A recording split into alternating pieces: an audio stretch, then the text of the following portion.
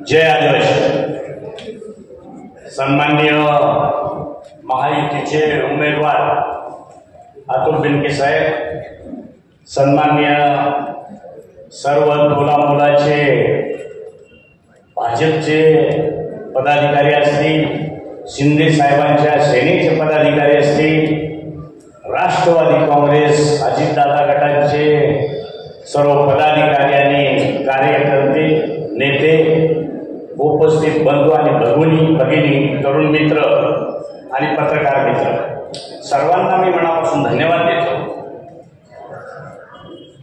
तसं इथं उल्लेख केला का पिचड साहेबांनंतर ही संपूर्ण जबाबदारी मी सांभाळावी असं तुम्ही मंडळीने जे काही सांगितलं, तर मला पिचड साहेब आजारी होण्याच्या अगोदर 2 तारखेला ज्या वेळेला आम्ही आंदोलन केलं, त्या दिवशी पिचड साहेब माझ्याबरोबर होते।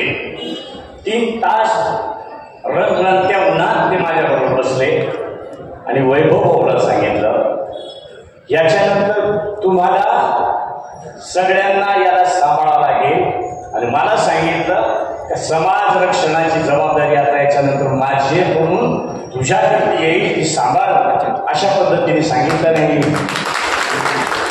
7-8 दिवसातच साहेबांची प्रकृती खराब झाली।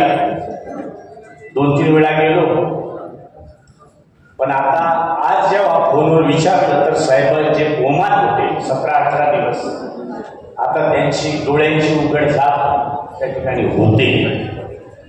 आपण सर्व मिळून परमेश्वराला प्रार्थना करू की साहेबांना पुन्हा उभारी दे, आम्हाला मार्गदर्शन करू दे, अशा पद्धतीची प्रार्थना करतो। आणि या ठिकाणी आपल्याला आमदार अतुल भाऊंच्या माध्यमातून त्यांनी सांगितलं ते खरं आहे। मी माझ्या माहितीप्रमाणे आतापर्यंत विधानसभेचा उपाध्यक्ष झाल्यानंतर 193 काहीतरी बैठका घेतल्या, मग त्या वेगवेगळ्या विषयांसाठी घेतल्या। परंतु ज्या वेळेला समाजाच्या आदिवासींच्या म्हणून जेव्हा आपल्या बैठका घेत होतो, त्यावेळेला कधीही न विसरता अतुल भाऊंना फोन केला असेल तर कधीच कुठलं कारण न सांगता प्रत्येक बैठकीला ते हजर राहिले। त्याचं मी तुम्हाला काय केलं, प्रोसिडिंग आहे ना, कारण बाळाचे पाय पाळण्यात दिसतात। निवड आपणच या मतदारसंघात आदिवासी आहोत असं नाही, आणि त्या आपल्या आमदार आहेत असं नाही।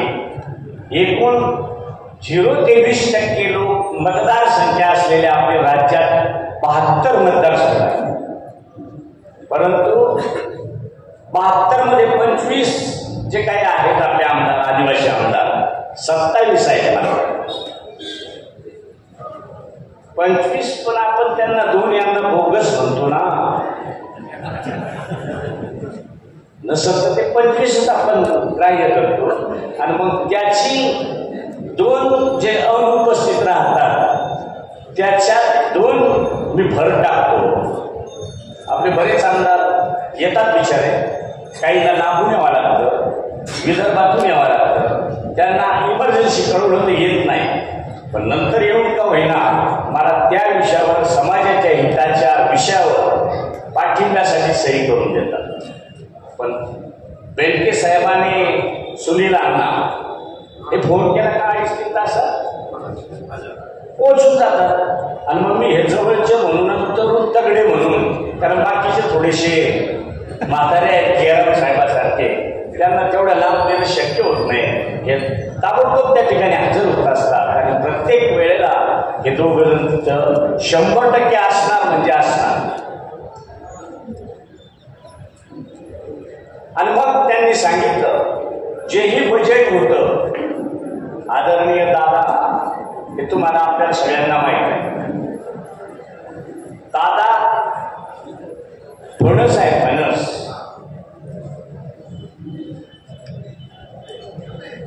फणसाच्या अंगी काटे, आता अमृताचे साठे, वरत ते खरबड दिसतं शुगरवाल्याचं तर कामच नाही. एवढा मवाळ, एवढा सांभाळून घेणारा माणूस, आणि त्याच्यातही सगळ्यांनाच त्यांच्यापर्यंत जाता येत आमदारांपैकी असंही म्हणता येणार नाही. आम्ही एवढे दिवस झाले एवढे जवळ नाही गेलो. हे बहादर आमदार आमच्याही पुढे गेले. आता मला विचारलं होतं तुम्हाला किती पैसे मिळाले, तर मला 2100-2200 कोटी मिळाले, आणि यांना किती मिळाले? 3300 कोटी. मग मी नवा का ते नव्हे, का मी जुना ते जुने, काय नेमकं समजायचं? तर एक स्वभाव असतो, त्याच्यात त्यांना बऱ्याच गोष्टींना मी त्यांची मदत घेतलेली आहे. शेजारच्या सगळ्या 7-8 आमदारांच्या उपस्थितीसाठी खूप निर्णय चांगल्या पद्धतीच्या आपल्या समाजासाठी घेतले, इतरांसाठी सुद्धा घेतले, सरकारला निर्णय घेतले. पण काही निर्णय हे आदिवासींसाठी घेत असताना पहिलं प्राधान्यानं त्या ठिकाणी आम्हाला विचारलं जातं. याचा आम्हाला त्या महायुतीच्या सरकारचा सार्थ अभिमान आहे. विचारतात म्हणजे मी तसा तेवढा कमी बोलत असेल, दिसायला साधा असेल, पण मी सुद्धा एवढा साधा नाही. त्याच्यामुळे प्रत्येक गोष्टी विचारतात मला, आणि मग त्यावेळेला मी बऱ्याच बाबींसाठी त्या ठिकाणी प्रयत्न केलाय, त्याच्यात यश आलंय. त्यात आदिवासी विभागाने ठक्कर बाप्पा योजना जी काही लागू केली, जेव्हा योजना सुरू झाली त्या दिवसापासून आजपर्यंत, म्हणजे मागच्या वर्षापर्यंत 31,35,000 रुपये शेवटचा मापदंड होता. त्याच्यावर 36,000 सुद्धा जास्त होत नव्हतं, म्हणजे 1,000 सुद्धा वाढत नव्हते. पण आम्ही सांगितलं का दादा, ते एवढ्या दिवसाचं जे काही 31,35,000 आहे, इकडं तर 75 रुपयाची सिमेंटची गुण 450ला झाली. त्याच्यावर ठक्कर बाप्पा सुरू झाला होता. तेव्हा 500-550 मीटर रस्ता व्हायचा. आता तो 50-60 मीटर होतो. रेट वाढले. आताच्या वेळेला आमदार साहेबांना आवर्जून मी सांगितलं होतं का प्रकल्प कार्यालयात कोणीतरी PA पाठवा, आणि तिथं तुमच्या हक्काचा माणूस प्रकल्प अधिकारी आहे, यांच्या हक्काचा होता, पण तुम्हाला फार पोटावर बोलणं एवढ्या माणसांना कदाचित ओळखायला आला असेल का ते तुमचे माझे जावाई होते गायकवाड. त्यांना काय वाटत होतं काय माहिती, तो माणूस अजूनही 9 वर्ष जळगावला होते, पण त्यांना 9 वर्षात कोणाला कळू दिलं नाही का हे जिरवा साहेबांचं जावं. सांगायचं नव्हतं ते, पण यांना ते सांगितलं तुम्ही हक्काने जा, तुमचे PA पाठवा, त्यांच्याकडून कामं करून घ्या. बघितलं पहिल्यांदा माझ्या माहितीप्रमाणे या घोडेगाव प्रकल्पात स्ट्रॉबेरीच्या प्रोजेक्टवर आंबेगावमध्ये, आपल्या इकडे किती असं माहीत नाही, पण ते स्ट्रॉबेरीच्या शेजारी राहणारा माणूस आहे, त्यांनी केलं ते.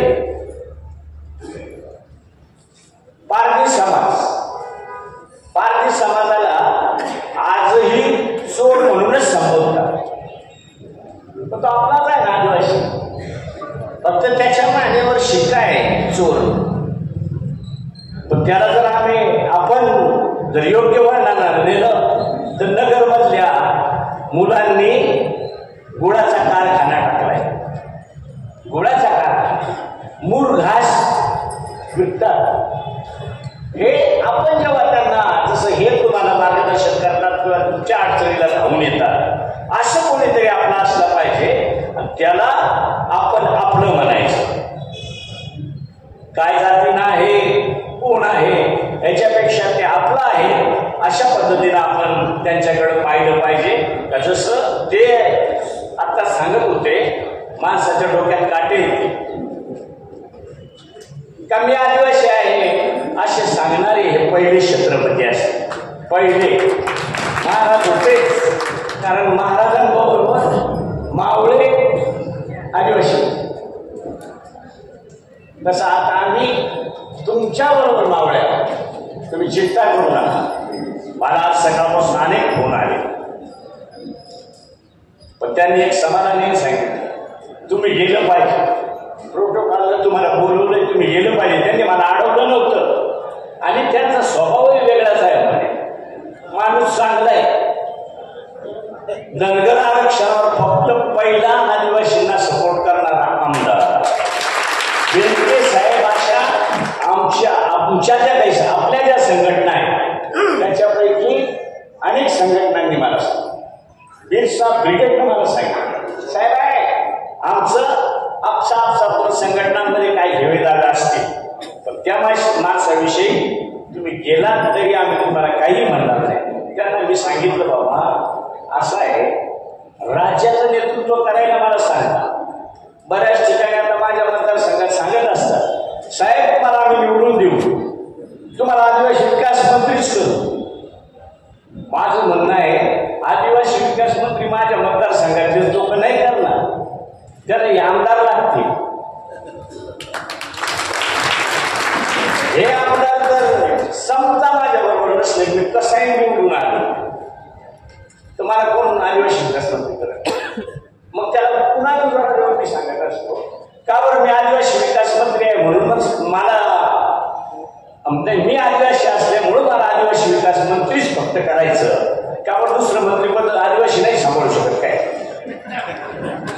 अरे मी 8 राज्य सांभाळलं, 288 आमदार सांभाळले, तर एखादं चांगलं खातं मी सांभाळू शकतो काय? तरी मग काही सांगतात सगळ्यात श्रीमंत खात आहे. फक्त या आपण सांगतो ना ऐकतो, श्रीमंत खातं खरंच आहे, पण श्रीमंत खातं ते प्रॅक्टिकली उतरावं लागतं. म्हणजे मी ह्या सगळ्यांना खाली बसून लिहून द्यायचे मुद्दे, ठोसकरांना 2 मुद्दे, यांना एखादा मुद्दा, विरोधी पक्षातल्या काही आपल्या आमदारांना मुद्दा द्यायचा. 53 वेळा बजेट झाले आदिवासी विभागाचे, 53 वेळा, 3 वेळा प्लस आहे, बाकीच्या 50 वेळा मायनस आहे.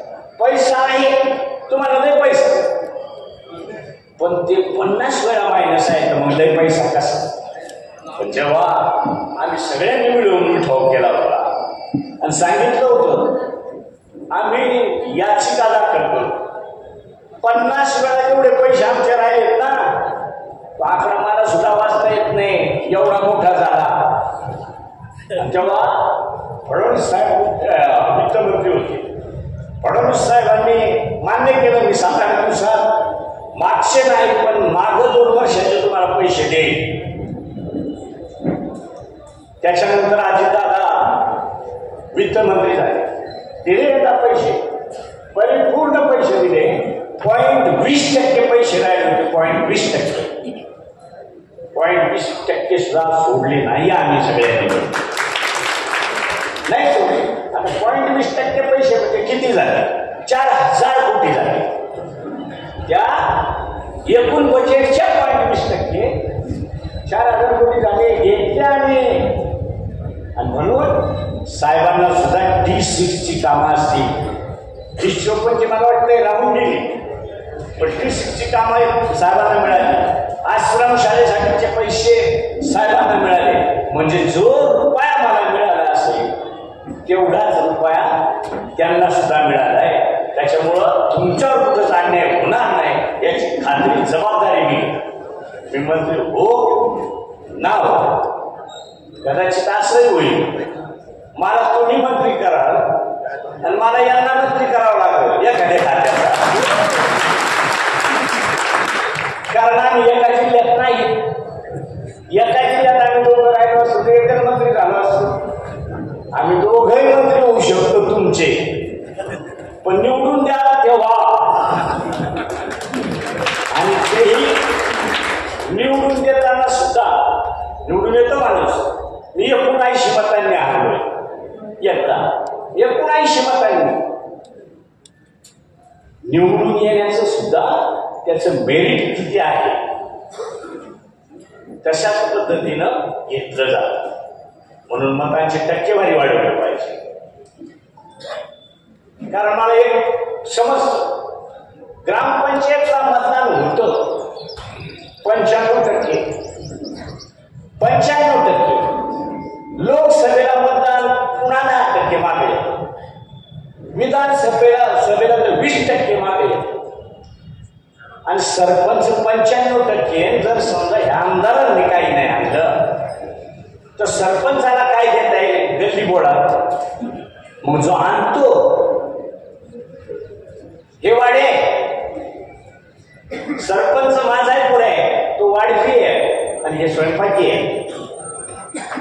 स्वयंपाक्याने स्वयंपाक केला तर वाड्याला वाढता येईल, नसं तर तो काय करेल? ह्या ज्या काही गोष्टी आहेत आपल्याला विचारात घ्यावा लागतात. ईशानी त्यांनी घड्याळ सांगितलं. मला वाटते तुम्ही किती उमेदवार आहेत? 11. घड्याळ तुम्हाला समजतं, सगळ्यांना नाव आहे, सगळ्यांना माहित आहे. आणि माझं तर मत आहे, डोळे लावून गेला ना तरी हा फेटा दुसरा कोणाचाच नाही. 288 मध्ये फेटा चालून फेट्यावरच्या समोरचं बटन दाबलं. जसं माझं टोपीवाला मी एकटाच आहे. मी कोणालाही सांगतो, अरे तुम्ही काहीच पाहू नका, टोपी पहा, कारण घड्याळ एक दिवस पाहायचं, पण टोपी बाकी रोज पाहिजे. फेटा काय माहिती, त्याच्यानं जास्तीत जास्त मतदान करून घेणं आणि ते आपल्या पार्ट्यात कसं जास्त पडेल याच्यासाठी सगळ्यांनी प्रयत्न करावा अशी मी आपल्याला विनंती करतो. पण खात्रीनं सांगतो आमदार साहेब, मी खूप इलेक्शन पाहिजे, खूप. मी स्वतःच तर उठून पडत 5 इलेक्शन, पण तरुण वर्ग कधीच पुढं नव्हता. आताच्या वेळेला तरुण वर्ग पुढे, आणि तरुण जेव्हा खवळतो ना समुद्राच्या लाटी सारखाच असतो. अशी लाट आपल्या त्या ठिकाणी तयार गेली. ती मागची सुनामी काही समजा गेली, पण आताचं सरकार किंवा केंद्राचं सरकार ज्या पद्धतीनं सांगत होते का याचं संविधान रद्द केलं जाईल, संविधान रद्द नाही झालं, पण आदिवासी मुताईबाई राष्ट्रपती झाल्या ना, याच सरकारने केल्या ना. अध्यक्ष उपाध्यक्ष याच सरकारने मला उपाध्यक्ष केलं, आणि सरकार उलट पालट झालं. मला थोडा वाटायला लागलं कशाला आपलं काही आता धडकत नाही. सरकार बदललं का काही निर्णय होतो. मला वाटत होतं आता मला हे काढ बरं का आपलं चमोगा बाळा निघा आपल्या आमदार निवासला, पण तसं नाही झालं. उपाध्यक्ष अध्यक्ष सुद्धा 1.5 वर्ष ठेवलं. हेच सरकार. म्हणून आदिवासीशी कनेक्ट असलेलं सरकार जर म्हटलं तर साहेबांनी सांगितल्याप्रमाणे काँग्रेस एक दिवस होता, नंतर थोडे दिवस पवार साहेबांबरोबर जे गेले ते घड्याळाबरोबर गेले, आता घड्याळ दादा बरोबर आहे. आम्हाला गद्दार म्हणतात. 2004 साली सुद्धा मी किंवा मागच्या 25 साहेब घड्याळाच्याच निशाणीवर होते, आणि आज काही दुसरी निशाणी आहे त्याची. आजही घड्याळाचा आहे, मग गद्दारी कशी? म्हणून माझी विनंती आहे, टक्कर बाप्पाचे 31,35,000 होते, 1 कोटी रुपये केले. 31-35च्या जागेवर 75 लाख त्याच्या खाली 50 लाख 25 लाख अशा पद्धतीने स्लॅब त्या ठिकाणी झाले. म्हणजे आपल्याला या गल्ली बोळातली जे काही कामं आहेत ती करायला सरपंच लोकांना त्या ठिकाणी चांगली संधी या निमित्तानं उपलब्ध झाली. शेवटी आवाजचं 1,35,000 रुपयाचं घर आता 2.5 लाखाला होत आहे. 2.5 लाखाचं प्रपोजल पूर्ण अंतिम टप्प्यात आहे, केल्याशिवाय राहणार नाही. हे आमदार साहेबांच्या वतीनं मी तुम्हाला खात्री देतो. स्मारकाचं त्यांनी सांगितलं, आपण राघोजी बांगरा साहेबांचं वाटचालीला त्या मिटिंगात तुम्हालाही बोलवलं होतं. तुम्ही आले, थोडेसे लेट झाले होते. माणिकराव कोकाटे साहेब पण आलेच होते, प्रोशिंगला सही केलेलीच आहे. माणिकराव कोकाटे साहेब, मी आणि भोसकर साहेब असे सुनील अण्णा वगैरे, नितीन भाऊ अशांनी सगळ्यांनी बैठक घेतली. जागतिक दर्जाचं वाटचालीला त्यांचं जन्मस्थान आहे. तिथं आपण 2-2.5 हजाराचं इस्टिमेट आहे. ते 2-2.5 हजार कोटीचं इस्टिमेट आहे. त्याची ती कल्पना अशी आहे IT पर्यंत तिथं व्यवस्था निर्माण करायची.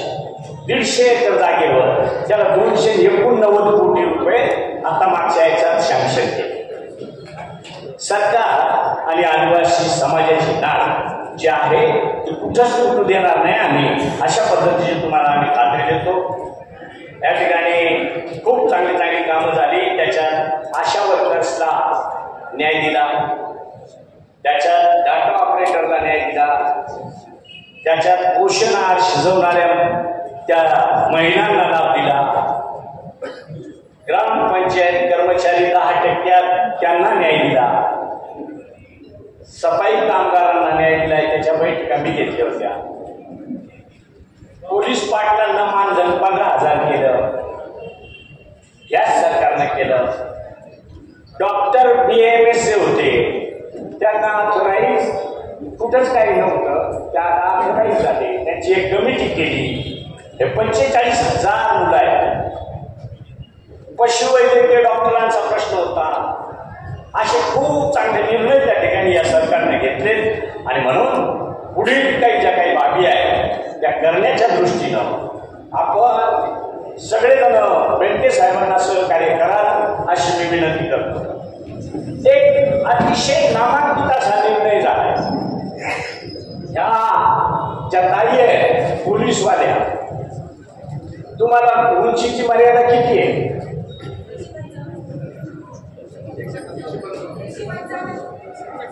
तू कशी काय बाबा 155 भरली?